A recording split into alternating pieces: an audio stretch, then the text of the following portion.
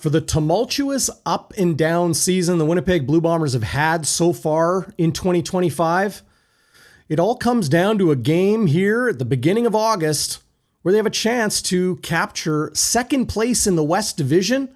Of course, trailing that powerhouse, absolute locomotive of a team right now in the Saskatchewan Roughriders. They'll get them back-to-back in just a few weeks with the Labor Day Classic and the Banjo Bowl. But let's not get ahead of ourselves. Let's talk about this matchup where the quarterback returns, changes once again on the back end of the defense, and also a return of maybe the greatest American offensive lineman this league has ever seen. Here's the greatest Canadian offensive lineman this league has ever seen. Chris Walby joining us here, as all of you are, on GameDay Winnipeg here on Bonfire Sports. Let's fire it up, Chris. I'm excited for this game because history means nothing.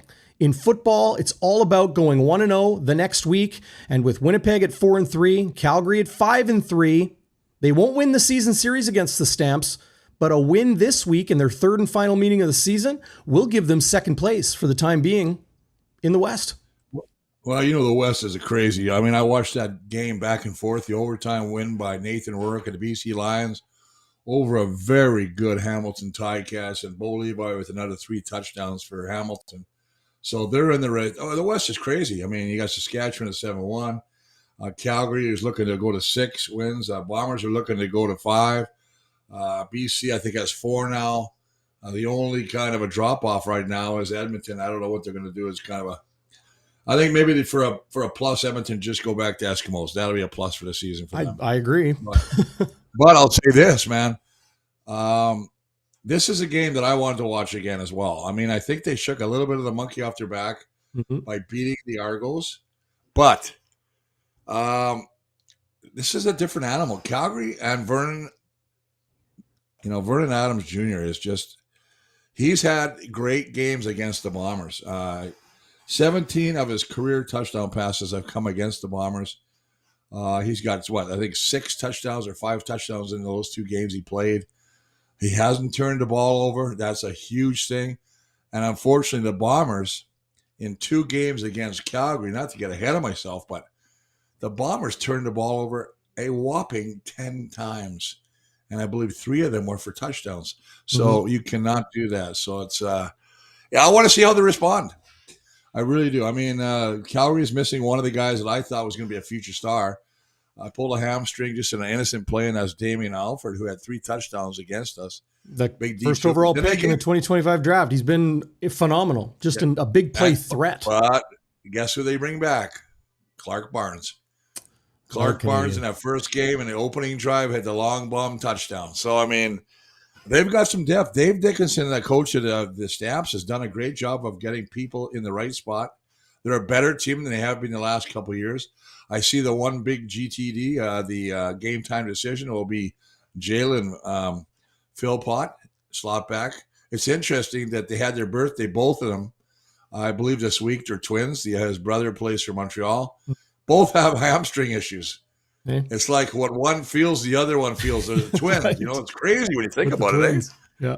The twins, man. But anyway, yeah, so I just think this is a better team with Vernon at the controls. I mean, P.J. Walker, who played in the loss to Ottawa, 3 picks. And that's what you expect when you start a rookie who hasn't played much. As you look at the injured list there, buddy, I think Damon Alford, as we just mentioned, Adrian Green, they're really going to miss him. He leads the team in interceptions with 4. He's out. Another Canadian. Yeah, and, he's had a great year up to the point he got hurt. He's missed last week. He's going to miss this week. Well, I believe he got hurt last week. I don't know if we'll see Reggie Begelton again. I believe Malik Henry is closing in on a return. Pretty nasty injury. He's had a couple the last couple of years, but just decimated in the receiving core. And, it doesn't seem to matter, Chris, because the magic mix for the Calgary Stampeders has been Vernon Adams Jr. We'll talk more about Vernon Adams. We'll talk more about the Stampeders, particularly their defense, because I think that's where the biggest challenge is. This is one of the best, if not the best defense in the CFL this season. Yes. It reminds me a lot of Winnipeg's defense a couple years ago, where they would give up chunks, but they would not give up touchdowns. And exactly. Good point. a very critical thing, of course, the lead that I mentioned right off the top, that's the return of Collaros to the starting quarterback position. Your input, Chris, your take on the season he has had. It's been, I don't know, you could call it up and down, but it's been a lot of down. It's been a lot of injury. It's been a lot of question marks about his health. It's a neck injury, which can be a concussion. They have not used the C word, concussion, but it could very well be. We don't know. But all indications are that it possibly is. He feels that he is good to go. We're going to hear from Collaros in a second. We'll also hear from head coach Mike O'Shea about Collaros, about Dylan Mitchell, and some of the changes on the Blue Bombers back end. But as I pull up the Blue Bombers depth chart for this game in Calgary, Chris, your take on Collaros in 2025. Well, I think he's had a rough go, but I think it's been a combination of things. I know that Coach O'Shea likes to put the umbrella over everybody and protect players. We talked about this last week. He hasn't finished the last 2 games. It's going to be paramount that they protect him. He's about, and I hate to say it, but he's like one good hit away. You know what I mean? And I think it's a really bonus that they get Stanley Bryant back at that, blindside left tackle. Mm-hmm. He's back after missing 3 weeks with a high ankle sprain. I think that's key, but I think Zach needs to get in a rhythm early. I think the worst thing that can happen for a quarterback who's really thrown a lot. I mean, he's got 8 interceptions. He's got, believe 2 of them returned for touchdowns. And I mentioned we did the last game against Calgary, and he said he respects one guy, and that is the safety for the Calgary Stampeders and Damon Webb, who did pick him off for a touchdown, as well as Derek Moncrief, who picked him off for a touchdown. It's just imperative that Zach gets off to a good start.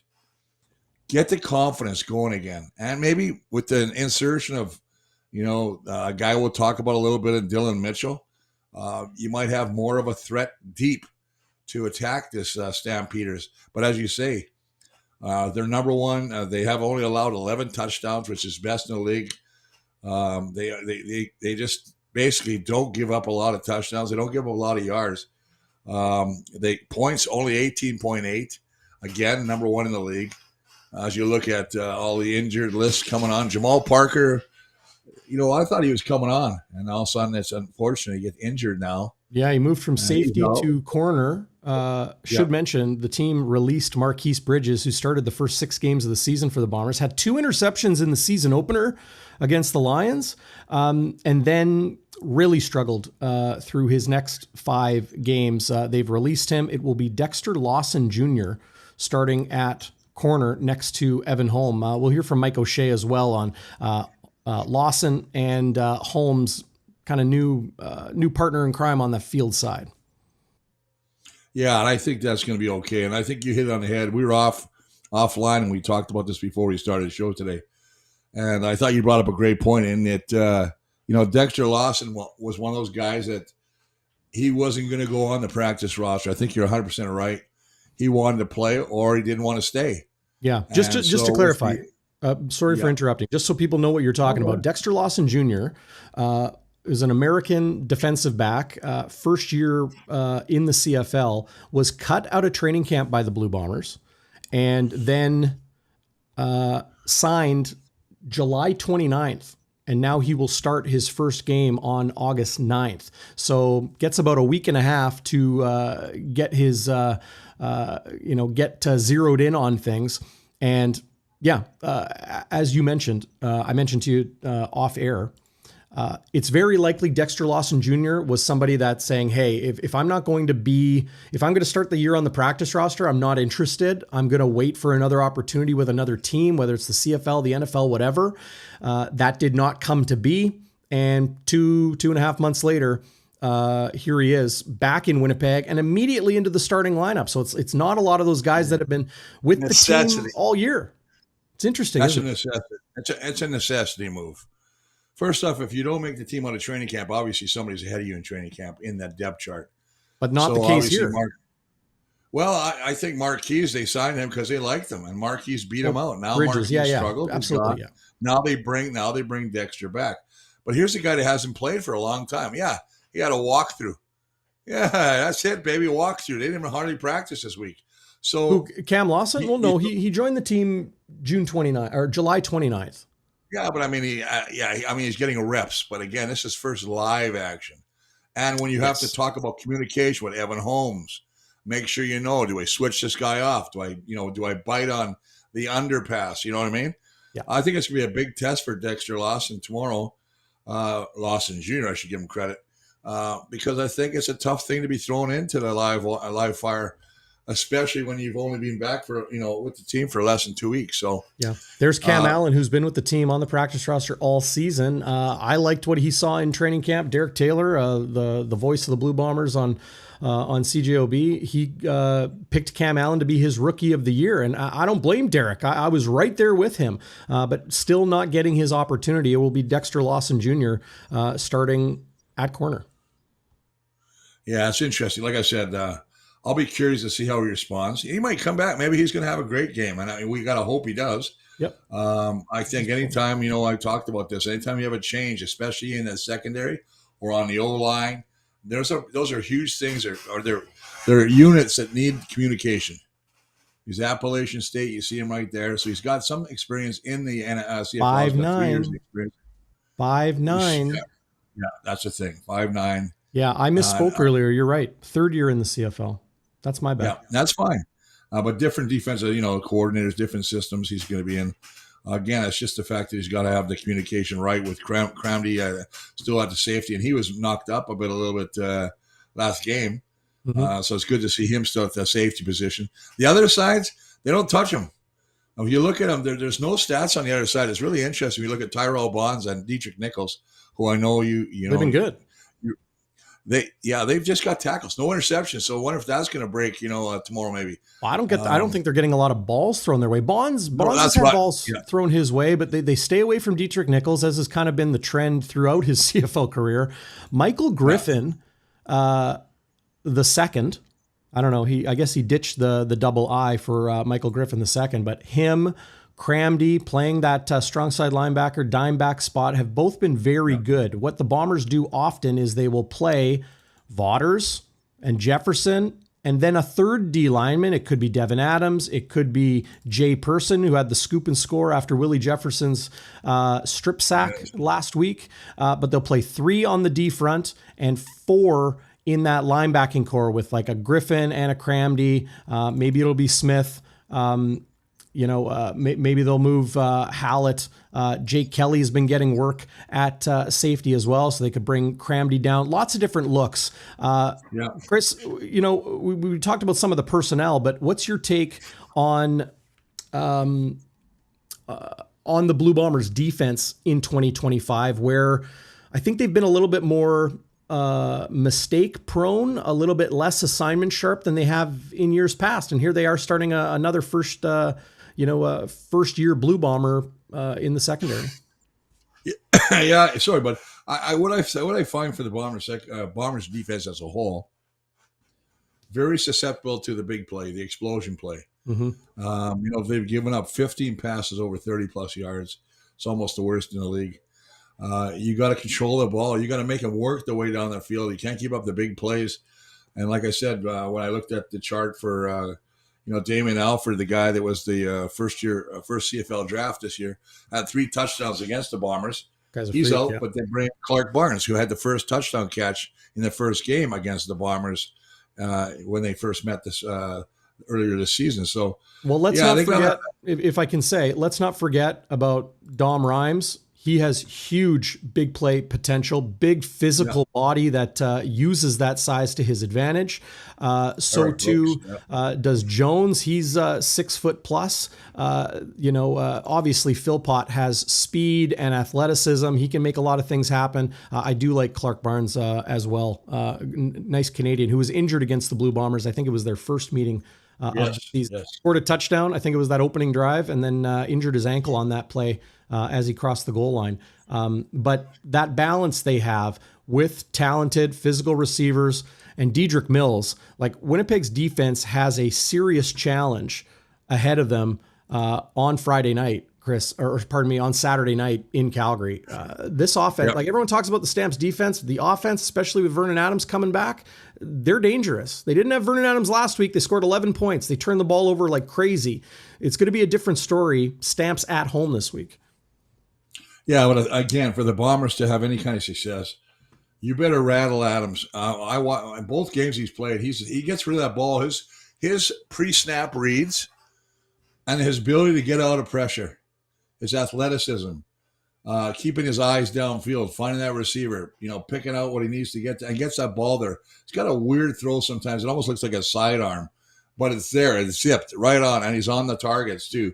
And he's also getting help because I think his receiving crew is great. But a group we don't talk about much for Calgary is, I think their O-line is pretty dang good, man. Yeah. You got Zach Williams, the U of M product. Yeah, the pride of Transcona. Is that what he is? Well, that's good because I won't even say it. A lot of times they go trash Kona, but I like Transcona. Great bunch of people out there, man. A couple good watering holes too. Amen to that. Yeah, I just think I think their offense is not bad at all. I mean, they mix the ball up, and as you say, I think they got a stuff to run. Dietrich has had pretty good games against the Bombers the last two meets. Dietrich Mills, yeah. Dietrich Mills.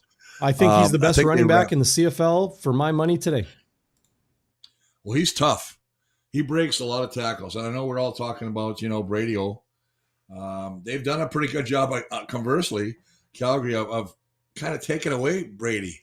Mm-hmm. I think he averaged like 60 yards in both games, 13 carries. Hasn't really broken a couple.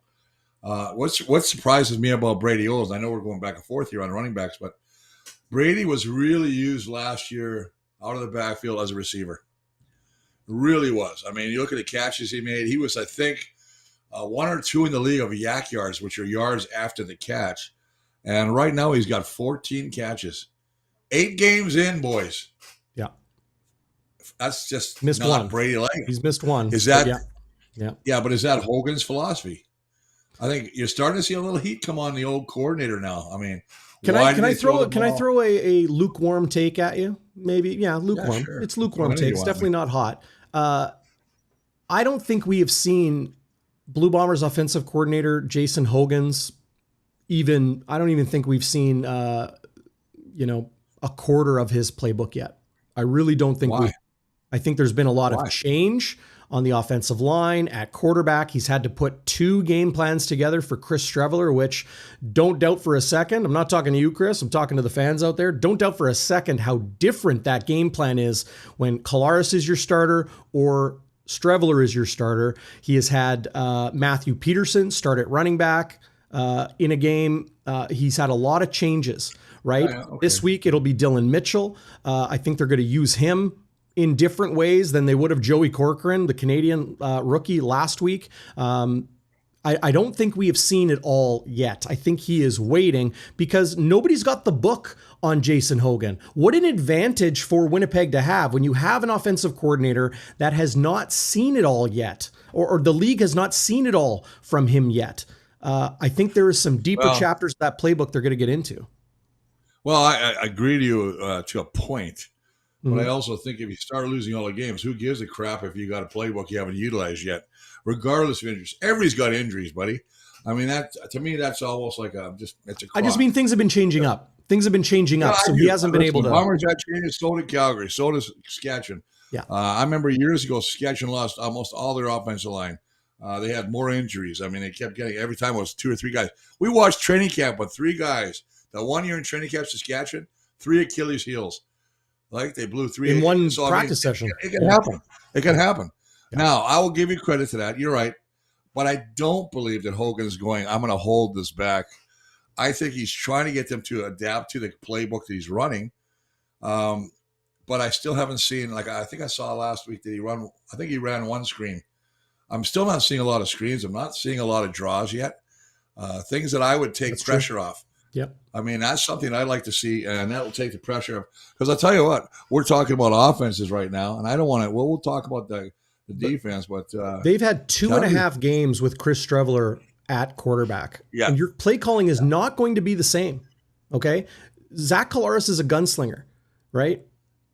Yes. Nobody's asking Chris Streveler to be a gunslinger. I thought he, the game plan last week was, in watching the game a second time and a lot more closely because I was doing the Seabears game the first time and just kind of watching it on my eye, but side of my eye. But in watching it that second time, it was a lot of check downs, a lot of, dump offs, a lot of short crossing routes. I thought he was 80% passing. I thought the game plan for Chris Streveler was very good. He threw 3 picks. Okay. That's the name of the game. And it's the reason Winnipeg nearly lost that game. Okay. If it wasn't for Willie J playing out of his absolute mind and monster game. Yeah. But we can talk more about Willie J in a second. And I'll advise people, if you missed it, check out the postgame show. Willie J jumped into the live chat. That's cool. But even cooler was he joined us live. So Schnitzy and I got a chance to talk to Willie J, see his new gold chain that his wife Holly got him. He was in the cowboy hat and the shades and the cutoff plaid shirt for 90s night. Or pardon me, it wasn't 90s night. It was country night at Princess Auto Stadium. An 11th straight sellout, by the way. But Willie J joining us live on the postgame show was awesome. I really advise people to check that out. But that's what I'm saying about Jason Hogan is 2.5 of Winnipeg's games this year. He has had to suddenly shelve most of his playbook. And Collaros, such a different quarterback. He's been a gunslinger. He has been live by the sword, die by the sword, throwing picks, but also beating defenses with his arm. The big change this week, Chris, more than anything, Dylan Mitchell. Your take on this whole situation where last week they said, well, we don't really like him at slot. That's why, we're putting a Canadian rookie in front of him. Big free agent signing this year in Dylan Mitchell. Essentially he's been benched all year. He'll get his first start as a Blue Bomber this week, and he's in the slot where they said they didn't like him. Your take? It's interesting. We beat this up. We beat the storyline last show. Well, people talked about the fact that we kept saying, this guy should be playing if you're signing him for the kind of money and he's sitting there. We said, is there something? We speculated. Is there a locker room issue? And then I listened to his comments, and I'll tell you this: no, it wasn't a locker. He's just waiting his time to play. I saw that. He says, you know what? I love the organization. I love the way they treat you here. Do I want to play? Absolutely. He's saying all the right things. He said all the right things. Now, all the talk's done, buddy. Let's see what you got. And I'm not crying, people, if you think I'm crying. It's my air conditioning broke, so I am sitting here in a proverbial sauna. So, but there he is right there. Look what he can make some plays, averaging 12.5 yards a catch. Nice size for a slot. Yeah, absolutely. And you look at his stats here. 13 touchdowns in basically 3 years. Yeah. He can get it done. Or is that 12? It could be. It's 12 touchdowns. Yeah. But, he played half a season in 2022, his rookie year, where he had 637 yards, 4 touchdowns. That's nice numbers for half of a rookie season. But look at his targets, right? 73 targets. You got to remember the quarterbacking that he had in 2023 and 2024 in Edmonton, but 73 targets, 90 targets, essentially in 2024. The yardage numbers, the touchdown numbers, they don't explode off the page, but keep in mind the quarterbacking that Edmonton has had to utilize those couple years. Dylan Mitchell, there's a reason he makes 6 figures in the CFL. There's a reason Winnipeg signed him to a $60,000 off-season bonus. It wasn't a signing bonus, but he got that money before training camp, before he stepped on the field in Winnipeg. Why they're not using him or haven't used him, weird. I'm going to go on a limb, and I'm going to say he's going to have a big game. I like it. He's going to make some big plays. I just think that. I just think it, nothing against Joey Cochran. I just don't think that he has that experience yet to be that guy, that X factor guy. Where took a bad penalty too. Took a real bad penalty. Oh yeah, I know. That put Winnipeg in 2nd and 17, and it was a 10-yard penalty, and then Chris Streveler probably had his best throw of the game. getting it over the second level and before the third level, dropping it. Yeah. Dropping it right in there between the linebackers and the DBs. Beautiful pass to convert that second down. But Dylan Mitchell will have a different quarterback in his Blue Bombers debut. Let's hear from Zach Collaros. What do you say, Chris? So how are you? What's it like dealing with this again? I'm fortunate that our training staff is so good, and the doctors here in Winnipeg have been just great since I've got here with, some of the stuff I've had to deal with. So it's been tough. Obviously, you never want to miss games. There's not enough games in a football season. So that makes it tough. And going through practice and going through training camp and not being out there with the guys and all that. So it's tough. At the same time, again, we have a great staff here. So we've been able to navigate kind of the ups and downs of the situation, and it feel good now though. So it's good. Same issue recurring, can we safe to say, because they're still calling it the neck. Yeah, it was a neck thing, and again, just wanted to monitor it there for an extra couple days. I think I probably, it was my decision to play in that Toronto game and probably rushed it back there. Oh, so you did? Yeah, I was going to ask you that if you maybe rushed it a bit. Yeah. Probably, yeah. But they left it in your hands. They didn't say. No, it was a joint thing. We talk again. Al and everybody here is very good about it, and we were on the same page. And I felt like I could go, so they trust me. And hindsight's 20/20. So yeah. You mind getting into the symptoms, how it affects you, or no? What you want? Yeah. I heard a no. Yeah. Again, just you kind of know when something's going on, right? So just yeah. And it's all related to the Calgary thing still, right? Yeah. Yeah. Okay. Was it something that contact kind of let you know, hey, this isn't quite right? Because you wouldn't have a lot of contact during the practice week. For sure.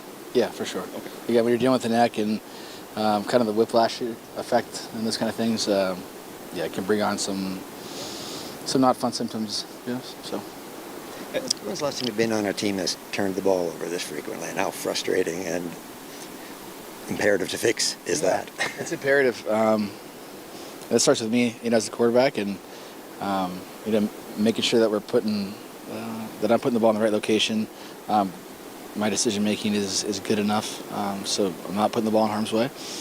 And that we lock into the details and all those things so we can be on the same page and be on time. And those are the things that matter in the pass game, with regards to interceptions. Obviously, continuing to focus on protecting the ball in the pocket, and Brady and the receivers doing a great job of protecting the football. And but yeah, it's something that for sure as a locker room we understand that we need to get better at. It's not a secret, and it's something that's we think is a part of our DNA here. So we need to start living up to it. Zach, you're also, think about your play style. Like, you're kind of like a old school, like, gunslinging type of guy. Like, so how do you balance that with, wanting to play your natural play style, but like also wanting to also protect the ball? I think protecting the ball is one of the most important things in football, right? So, at the same time, you never want to go into a football game or go into a situation and say, I'm afraid to make the throw, or I don't want to be aggressive here. But there is a dance that you need to kind of have, right? So, again, I think it's just about making sure that the plays that we're running are clear and concise, and I have a great understanding of them, and making sure that I'm getting through my reads in a timely fashion. And again, accuracy; those things matter, of course, as well. So yeah, it's a 12-man thing, but ultimately it starts with me and making sure that I don't put the ball in harm's way. I wanted to ask you as well, and I'm not asking you to make excuses for yourself or the offense as a whole or anything like that, but I'm thinking we're almost at the halfway point of the season. You've played, I think, a little over 15 quarters of football. Yeah. How tough has that been to navigate that schedule, or can you even get in a rhythm when you're not even really playing that much? Yeah, I need to get in a rhythm. We all need to get in a rhythm, and again, I think the more reps, the better. We've obviously had 2 bye weeks through in that time, which makes things, not to make excuses, makes things a little more difficult. At the same time, this is our job. We need to play at a high level, and we have we hold ourselves to high standards, right? But I do think more practices, more games will help level that all out. So that's the hope, at least. Sorry, could I also just ask, with Dylan Mitchell, we saw him getting more reps with the first team there. Do you feel like your rapport is good enough with him? I know that he's working with second team and third team a lot in training camp, but do you feel like your rapport is good enough with him that if he were to get on the field? Yes. Yeah, I think looking back at training camp, there was a lot of moving body parts for sure. I don't feel like I got enough reps with anybody. But you never feel like you get enough reps. So, but that was a long time ago. But I mean, Dylan's done a great job of, learning what we're doing here. He obviously has a great rapport with Jarius too. From being in Edmonton with him for all those years. So some of the things that, I'm speaking for him. Some of the concepts and routes that we run, we can just say, hey, it's like you did it this way in Edmonton. So I think that helps. And I think just getting used to a new setting for him and being around, our locker room for this extended amount of time has been good. And but yeah, he's a great player. And if he gets this opportunity, I think he's gonna do a great job. So there's Zach Collaros touching on some things, his injury recovery, Dylan Mitchell. And, it's true. He did not get a lot of work with Dylan Mitchell through training camp, as Mitchell was with the second team and the third team, working with Strevler, working with Terry Wilson, Chase Artopius at quarterback. But previous to that answer, Chris, is something I think is really interesting. I was talking about Jason Hogan and, changes at quarterback and injuries and guys coming in and out of the lineup and maybe the playbook not opening up all the way. Plain and simple, the Blue Bombers are not playing good football right now. They are playing just good enough to beat a 2-win team in the Toronto Argonauts in Winnipeg, of all places, right? They're just squeaking by. They need to get better. And Collaros talked about getting into a rhythm. That's kind of to my point. They need a little continuity. They need a little bit of rhythm. They need to gel as a football team because they're not playing overall very well right now. They need to play better. Well, I agree. They got to play better. They got to play more consistent. I think you hit that word. They can't be, moving the ball down and then turning it over. I think he said that at least probably 4 or 5 times in his interview, which you just did. Protect the ball. You can't have turnovers. They kill the drive. It's like putting a nail in a coffin. You do so many good things and then you make a mistake like that or turn it over. And a lot of it's not all Zach's. It's fumbles, receiver not running a wrong route, pressure, forcing a ball where he may not have thrown it. There's a number of factors that go into every turnover, and they're all individual, right? Each one is different. But they need to play, as you say, more consistent, put some points on, get off. They need to stay on the field, but they also need to start off good. You can't get behind the 8 ball early, and that's what's been happening to this team. They get behind the 8 ball, the game plan goes to shit, and they got to run the football or they got to throw it all the time. And I think it takes maybe that's to, and that might be a point that supports your theory on Hogan. Game plan goes to shit.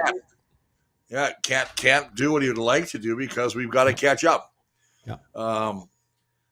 They didn't have good games. I mean, they all scored 78-36 in the 2 games against Calgary. Yeah. Calgary just, they just took advantage of every mistake that could happen. Right. I mean, the offense was clicking. Yeah.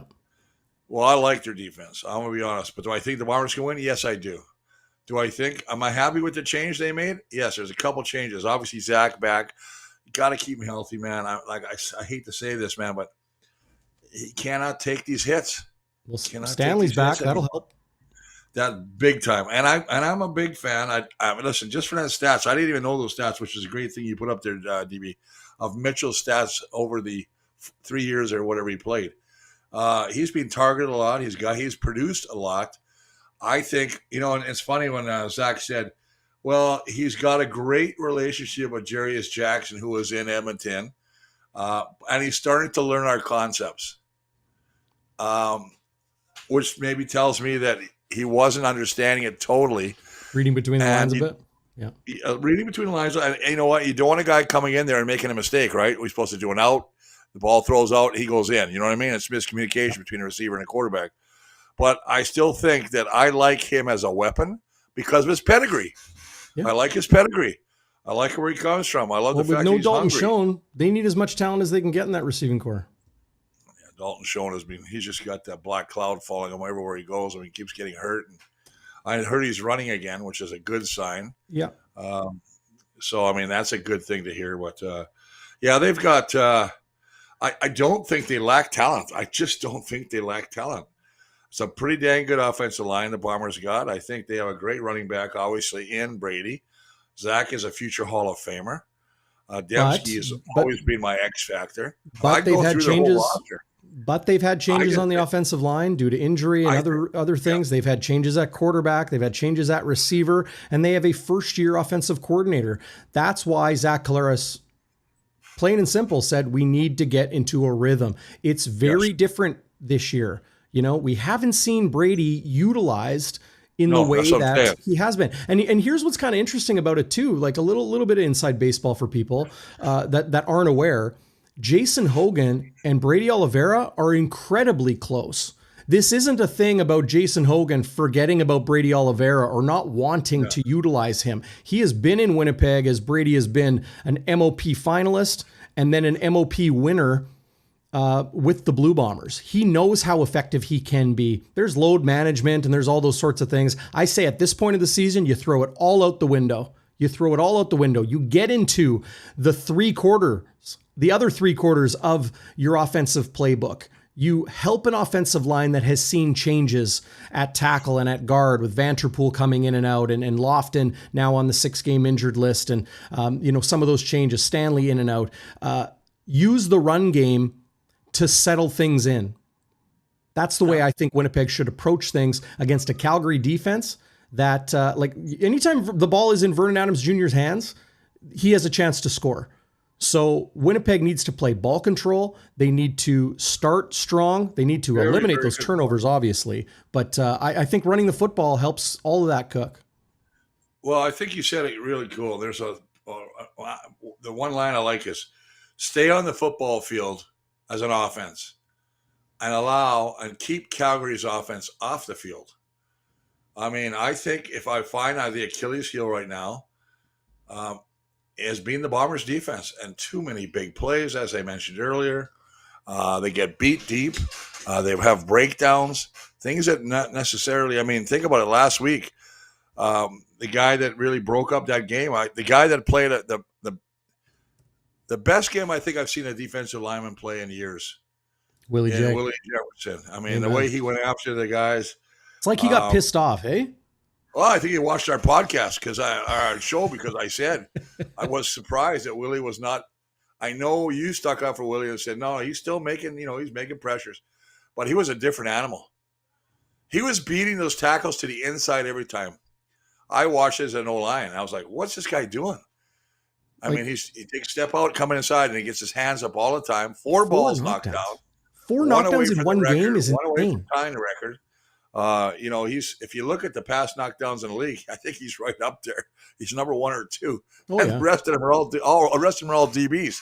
Yep. But I also believe that we just got to be a lot more tight on defense, not allow the big plays. I think we have a chance because I think Calgary's offense is very good.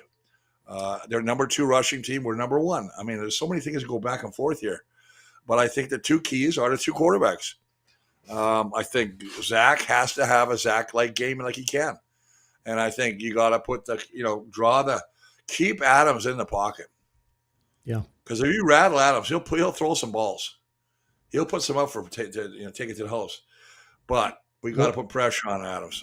Yeah. There was a time where if you kept Vernon Adams Jr. in the pocket, you would, reduce his dangerousness. And that's not the case anymore. He can beat you in the pocket. He can beat you rolling out. He can beat you with his legs running upfield. It'll be a tough challenge for Winnipeg. This thing is, he loves Dave Dickinson. Yeah, who wouldn't? Quarterback whisperer. But it's not only that. He loves the fact that they wanted him. He felt like when Nathan Rourke came to BC last year, and he was having an MVP type year last year. Yeah, was Vernon Adams in BC. Got nicked up. Nathan Rourke came in. They got him back from the NFL and never saw it again. He just wasn't the same cat. I think that was a divided locker room. I think a lot of guys love Vernon. A lot of guys love Nathan. And I think anytime you got a divided locker room, you're messed. So I think when Calgary picked him up, they always say a new start is a breath of fresh air, all that. You can put any anecdote you want on that. I think he's so happy to be in Calgary. I think he's so happy to have a quarterback or a head coach as an ex-quarterback. I just think that he's playing like he loves it. If you watch his interviews, he's so well spoken. He's very intelligent, and he just beams confidence. And Calgary goes the way of Vernon. I think if he gets knocked around or they rattle him, I don't think PJ Walker's the answer. No. Much like we're hearing from Winnipeg. I think PJ Walker just needs a little more time. He needs a little more time. Look at our guy. Look at Strev. He throws 3 interceptions and they're all over him. And I watched your show a little bit just to let you know. And I saw Schnitzy when you talking, and Schnitzy said, I watched that game. He had one good throw. Yeah. And the rest, so I mean, that's kind of harsh, man. I didn't agree. I'm glad you did, because we had a great post-game show. Check it out, everybody. I advise you to. I watched it. Actually, I watched it. I don't usually watch it. What? I'm usually in bed by then. I'm old, man. Yeah. Well, you know what? It's on demand. You can watch it anytime on YouTube. You can check out the podcast. I'm not talking to you, Chris. I'm talking to the thousands out there who gather around the bonfire every single week. Big thanks to all of you guys for joining us live, as we always do. Yes. Before we get into Chris's keys to the game, and we're going to hear from Mike O'Shea in a second as well, be sure to hit that thumbs up. Subscribe if you haven't yet. Subscribe on your podcast app if you're watching on YouTube or Facebook. But get over to YouTube. Give us a like and a comment there. It goes a long way in helping us, and share it with somebody. Just click that little share button and you can send it to a friend or a family member or even yourself, because you can remember. You know what's funny about that, Davey, is watching. Sometimes you see the comments and guys are watching from the Yukon, guys are watching from Germany, guys are watching on the plane, Thailand. I mean, they love it. I mean, the show is good. You do a great job of producing this show. Appreciate it. I think it's just one of those things where, we say it as it is, and people either agree. 90% of them agree. We're never going to sugarcoat. We're not going to go sugarcoat. We're also not going to go with the, sometimes there's a mentality that they lose a couple games and let's send them a shovel and a bag of gravel or a bag of mud so they can bury themselves. But that's kind of the best part about gathering around the bonfire is you can chime in the comments, in the live chat, in the comments afterwards. Everybody's opinion is welcome. Of course, play nice. Yes. But validated.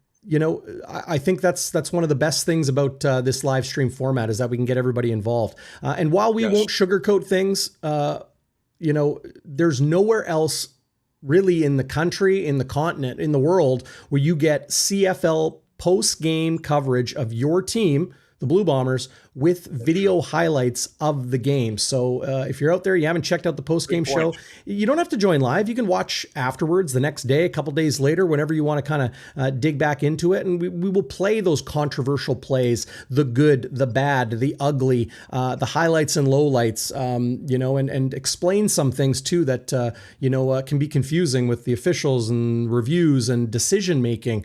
One thing, Chris, you and I haven't touched on, if we can quickly, is Jason Hogan's decision to throw it in the end zone when they had a chance to kick a field goal. Just run the ball. You're in the red zone, run the ball, lock down the clock, kick a field goal. You'd go up 9 points, 2 scores, with what was it, 3 minutes left. They decided to throw the ball. I think it was the first play after the 3-minute warning. This, Strevler throws it to a one-on-one. Jarrett Stearns, he gets picked off by McFadden of the Argos, and suddenly it gave the Argos life. Risky call that O'Shea defended, Hogan defended. Essentially, Jason Hogan just said it wasn't a good throw. And for the record, I don't think he threw Chris Strevler under the bus. I think we're very acclimated here in Winnipeg to the Mike O'Shea way of never really saying it how it is, right? O'Shea's always honest, but I also don't think he's always truly forthcoming.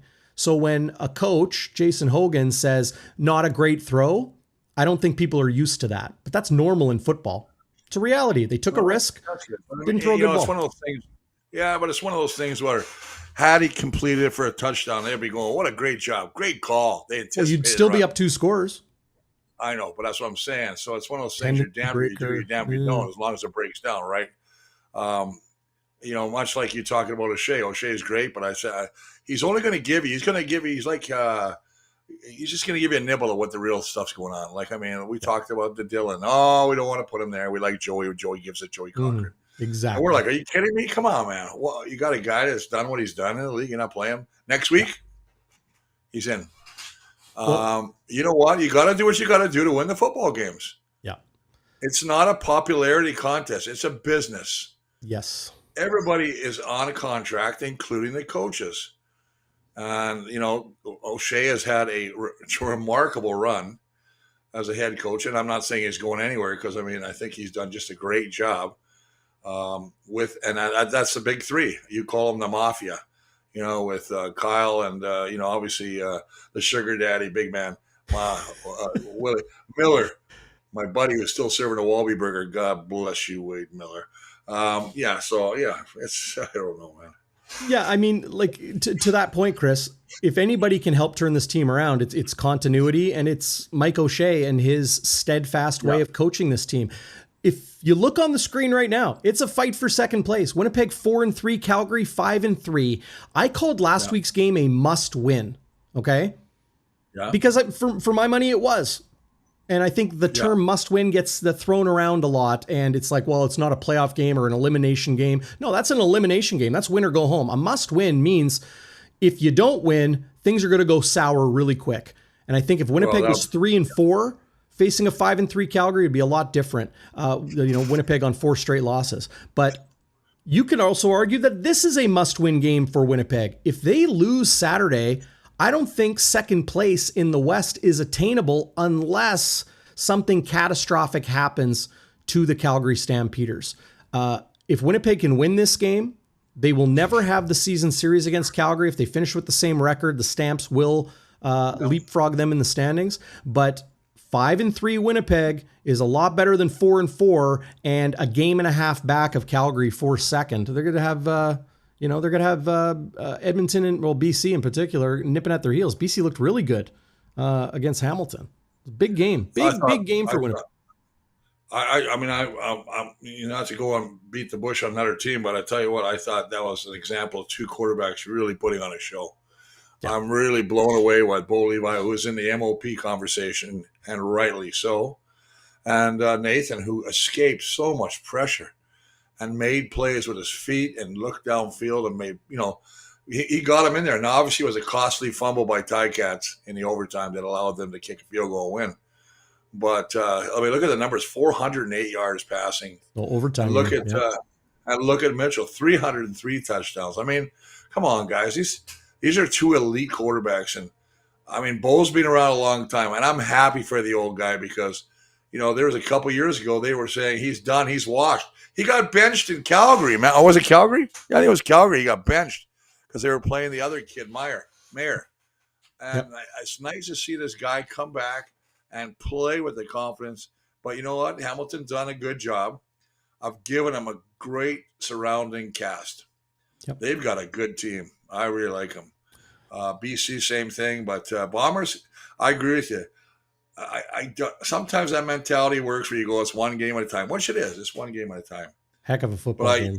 You're 100% right. If, you got to win. You can't keep saying it's one game. We still got a long season left if we had lost 4 in a row. This is going to be a very tough game in Calgary. Yeah. In Calgary. Don't forget that, folks.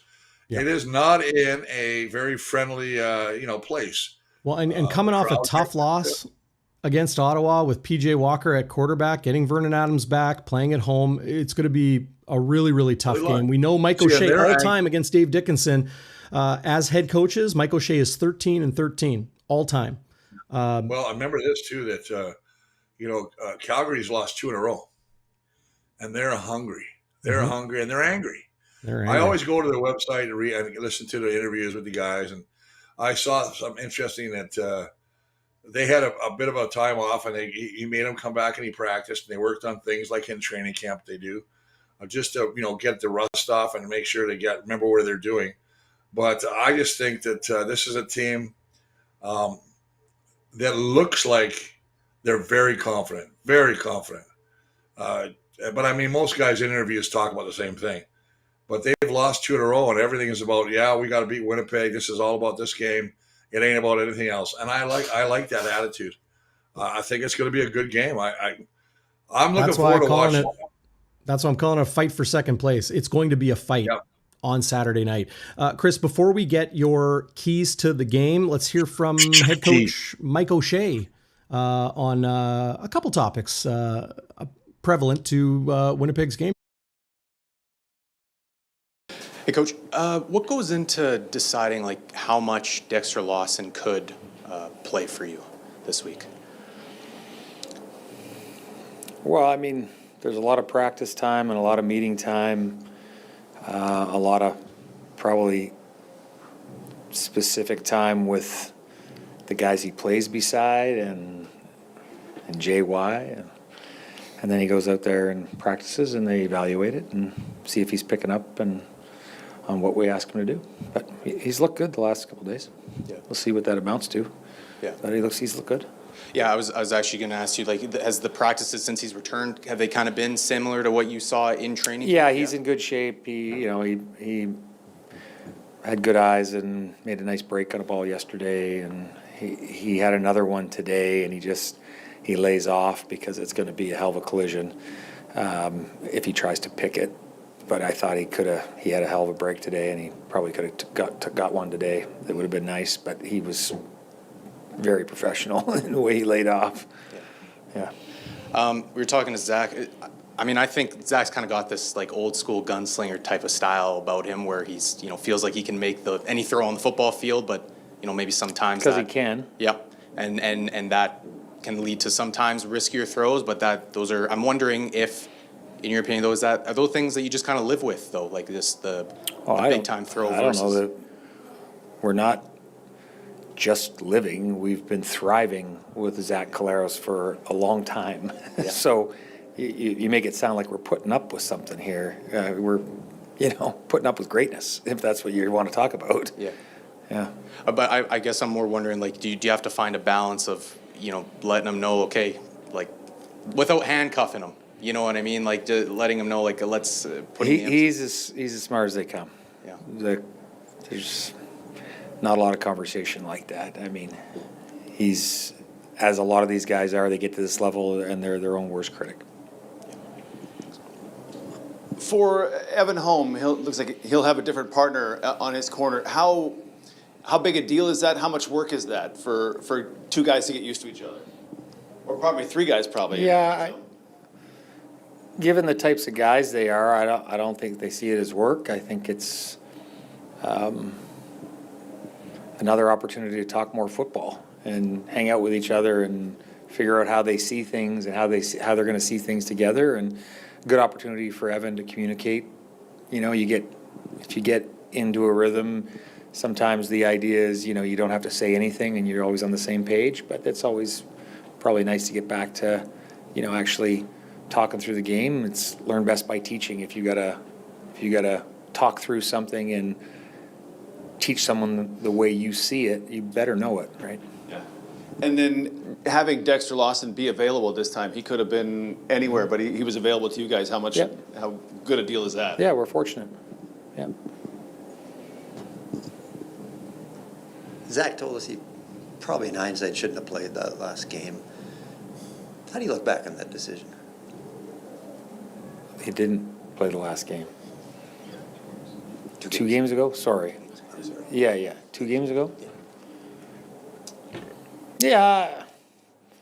I mean, hindsight is probably perfect, right? And you're always relying on the players to really verbalize how they're doing and how they're feeling. But we have a lot of trust and faith in Zach, and obviously I've said it numerous times, I'll say it again, Al Couture and our medical staff are second to none, so it's maybe one of those things. And Baco practiced today apparently for the full practice and could play. What would it be like having him in the game against you? Like I said, I'm very happy that he landed somewhere, and I knew he wanted to keep playing, and it's one of those things. I mean, why wouldn't you want to keep playing? Everybody wants to keep playing. It's just someone like me tells them no at some point, which is too bad, and it's wrong a lot of times, and this is the way the sport works. But for Adam and his family, and for the way Adam approaches the game, I'm extremely happy for him if he gets a chance. Oh. Just one question. Last week, obviously a big one, it had been 3 in a row. You knew you had some adversity sort of last season as well to start things, and obviously you were able to turn it around. You made it to the Grey Cup game. How much does an experience like what you had last year as a team kind of play? Does that help in trying to turn things around this season? Yeah, it should for our veteran core and the guys that have been here. That first year guys maybe don't necessarily take it all in. Let's say they figure it out in their second year. But I would say for the guys that were here, there's obviously some resiliency that was built, some grit that was built the year before. It's a matter of whether or not they can draw on those experiences and frame it properly. Every season is going to have its ups and downs. Are you able to draw upon all those experiences and just put it in its proper place and react accordingly, or do you miss the boat on that opportunity? Could you say there's like sort of a similar feel in terms of how the team has reacted to adversity versus last year? I think every team's different. We're still learning, and we got a bunch of different people. So we have to figure out where they're at. But I think a practice like yesterday is a good opportunity to build through that, right? And I think as long as we keep on capitalizing on these opportunities, you certainly don't want to waste a bad game. You certainly have to learn from it. And I think our guys are. Yep, thank you. Head coach Mike 𝘎𝙤, speaking about a variety of topics going into this game, Dexter Lawson Jr., the health of Zach Collaros, and, learning from those losses, kind of speaking to what we talked about, just prior to that, Chris, about this team finding a rhythm, settling in, and essentially pulling themselves off the mat after 3 straight losses and then squeaking by a 2-win Argos team at home. Yeah, I think that, it's funny how we don't like to look at the past. But one of the comments was interesting. You guys have seen this last year when you lost, come out of the gate 0-4 and you went to the cup. Yeah, that's right. The veterans understand that we can still come back. Okay. But, you got a different lineup. You got different players. You got guys moving in. I'm still more curious to see how I call Cam Lawson because we Cam. Dexter Lawson and Evan Holm and even Cramdy, how they fit together and how they communicate back there. Because, again, they've been here for a while. He came back. As you said, he signed him at the end of July. He's had a couple weeks of practice. Now he's starting at the corner. Mm-hmm. He's going to be tested a lot. You're going to see Clark Barnes. He's going to see Tevin Jones. He's going to see Dominic Rhymes. He's going to have his work cut out for him. And one mistake costs, a lot of things, right? So I'm looking forward to see how he plays. They like this guy. But if they liked him, they never would have got rid of him. So there's something. I really think it's a necessity move. They had to put somebody there. Now there's a reason he comes off the street. There's a reason he comes off the street. Okay. I think, I don't think it was they got rid of him. I think it was offered him a practice roster spot. He declined it. Now, when they need a guy off the practice roster, they grab their best guy. It's not Cam Allen. It's Dexter Lawson Jr. So, well, they're lucky he was available. That's the thing. Amen. And if he's so talented, it's funny how not one other team would grab a guy. DBs are a need in this league. Obviously, and then I look at Calgary. I'm just going to go on one more point here before your keys to the game. Yeah, but they lost a guy that I really liked, and that's the Adrian Green, and they're going to start Godfrey Onyeka on corner. Canadian journeyman. Yes, who's been around. He's been in Saskatchewan. I know he played a number of teams, so it'll be interesting to see how he gets tested. Yeah, there's some pluses and minuses for each, but I think the Bombers have to just come out of the gate hungry and quiet the Calgary Stampeder crowd. Send them home early. Real quickly, I apologize, Chris. I'll let you get to your keys to the game in a second. Do want to mention this because a lot of fans asking. Adam Bighill will not be in the lineup, still on the practice roster, getting his body ready to return. But here's Josh Fry-Sam of the Winnipeg Free Press, former Bombers linebacker Adam Bighill, on how hard he was pushing to make it back for the game.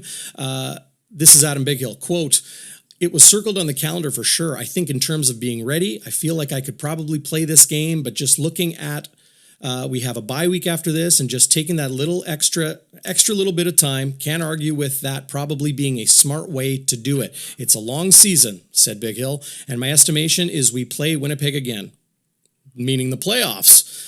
Big Hill continued, as much as you want to play a game like this, there's many more games to be played. It'll be weird seeing number 4 in red and white, but won't be this week. Well, it's interesting. I watched him in practice. They showed him, and he was wearing number 1 in practice. He was moving around good. They had him in there. And actually, when I watched this, it was I think yesterday or the day before. I thought, there's a good chance. And then I saw the lineup come this morning, and Tevin Jones wears 4. Yeah, and the nice thing about that is obviously that's a great point made by him.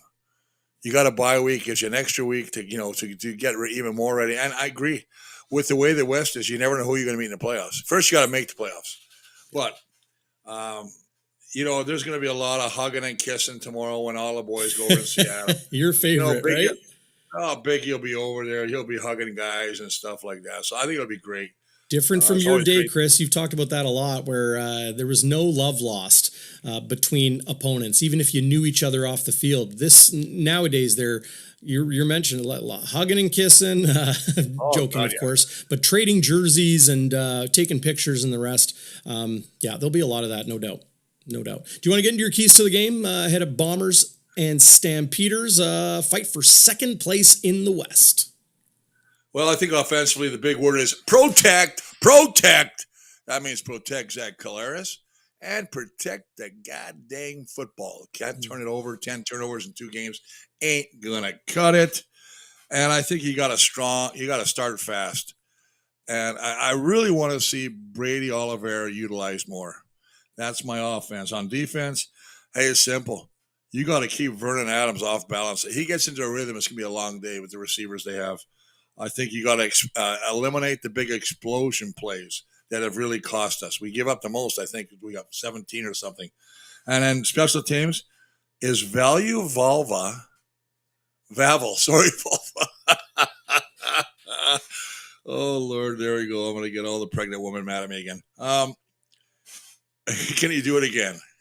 Jesus. Why is such a simple name so hard for me? I don't get it, man. Sometimes phonics is just not my specialty. Oh, I just realized I was muted, but man, I was having a good laugh with you there. Holy man. I don't know where I come from. Trey Vavel. Vavel. I can't. Jesus. So I apologize to all the women about to give birth out there or whatever it is. It's just it's a slip, and God knows Walby's been known to do that over the years. Mm-hmm. So just don't start the drinking game just yet, okay? But Trey Vavel needs a game, Chris. Yes. Coming off, we didn't even mention Trey Vavel coming off 2 touchdowns. Yeah, I mean he was outstanding, breaking tackles. Got the speed, and I think he's one of those guys. I think he gets more and more confident with each kick. He took advantage of great blocking. First off, Mike Miller, the GOAT of special teams, the head coach or the coach of the special teams, he did a good job of getting a body on a body and allow him to beat the first guy. And that's what you want to do. You want to beat the first guy as a returner, and then hopefully find any kind of seam to take advantage of. And that's exactly what he did on both, on the kickoff return and on the touchdown. And I thought he did it right after Toronto scored. Then we kicked, and he scored and took the momentum away from the Argos. So great play by him, and we need to see more of that because field position is huge in this game. You know that. Mm-hmm. Oh, yeah. That's your 3 keys to the game? That's my 3 keys to the game, and I just said this. Where's my little boy? I want to show this. Yes, I was just going to call that up. Where is it now? How can I get up here? I got to see how it. In front of your face. Where? There you go. Right here.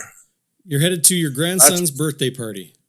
Yeah, 8 years old. He's loves the Toronto Maple Leafs. So, yep, I got to go and give him his gift. As my friend Chris Walby would say, God bless him. If he's a Leafs fan, God bless him. God bless him. And like I said, the people that come to my house, get. I said, get. Well, hey, Chris. All right, buddy. I got to get going. I know you do. Have a great weekend. I just want to remind everybody, check us out live after the game, Game Day After Dark here on Bonfire Sports. Chris Walby watches it. Willie Jefferson watches it. I know a lot of alumni watch it too, and so do you out there. Thanks for joining us here on GameDay Winnipeg. We'll do it again next week, Thursday, August 14th. The Bombers host the Red Blacks, so we'll do it Wednesday, live as always, the day before the game, 3 o'clock here on Bonfire Sports. Have a great weekend, Chris. Final word to you as we sign off. You too, buddy. And go Blue. Let's play in Calgary like we know we can. And let's just send these Stampeders crying home to mama. That's what I want to see. Come back with a win, boys. Make me happy.